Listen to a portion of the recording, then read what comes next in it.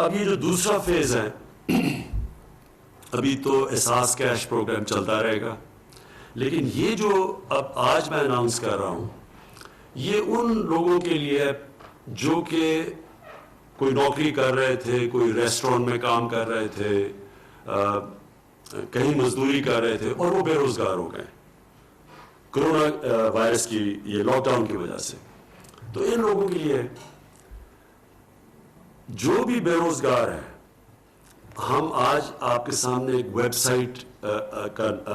Address دے رہے ہیں، announce کر رہے ہیں ایک ویب سائٹ. اس کے اوپر آپ کوئی بھی رجسٹر کر سکتا ہے، لیکن اس کو یہ ثابت کرنا پڑے گا، کوئی کہیں بتانا پڑے گا کون سے کس کے لیے وہ کام کر رہا تھا اور کب سے وہ بے روزگار ہوا ہے. صرف یہ اسے بتانا پڑے گا اس ویب سائٹ کے اوپر. اور ان کو جس طرح ہم نے یہ احساس کیش پروگرام کے ذریعے لوگوں کو پیسے پہنچائے ہیں، اسی سسٹم کے تحت